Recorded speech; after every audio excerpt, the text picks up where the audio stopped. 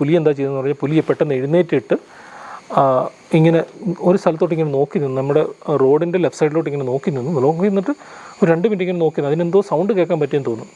പെട്ടെന്ന് പുലി അവിടെ നിന്ന് ഓടിയിട്ട് കുറേയേറെ പുല്ല് വളർന്നു നിൽക്കുന്ന സ്ഥലമാണ്, ആ പുല്ലിൻ്റെ അകത്ത് ഓടി കയറി.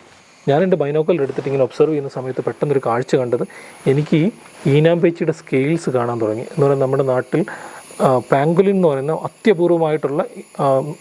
അപൂർവമായിട്ടുള്ളൊരു ജീവിയാണത്. അപ്പോൾ ഞാൻ അതിൻ്റെ സ്കെയിൽസ് ഉണ്ട്. അപ്പോൾ ഞാനിങ്ങനെ പറഞ്ഞു, don't tell me it's a pangolin. അപ്പോൾ കണ്ടൊരു കാഴ്ച എന്ന് പറഞ്ഞാൽ പുലി അവിടെ നിന്നിട്ട് ഈ ഈനാമ്പേച്ചി ഇങ്ങനെ തട്ടിയിട്ട് കളിക്കുന്ന ഒരു കാഴ്ചയാണ്. ഈനാമ്പേച്ചിയുള്ള പ്രത്യേകത എന്ന് പറഞ്ഞു കഴിഞ്ഞാൽ അവരുടെ ദേഹത്തെല്ലാം നല്ല സ്കെയിൽസ് ഉണ്ട്.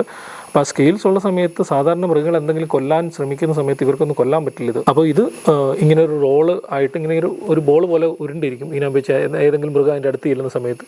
അപ്പോൾ ആ പുലി അതിൻ്റെ അടുത്ത് ഇരിക്കുന്നതാണ്. ഈ പുലിയെ നോക്കിയിരിക്കുന്ന സമയത്ത് നമുക്ക് ഈനാമ്പേച്ചിയെ കാണാൻ പറ്റിയെന്നുള്ളതും വളരെ അത്യപൂർവമായിട്ടൊരു കാഴ്ചയായിരുന്നു.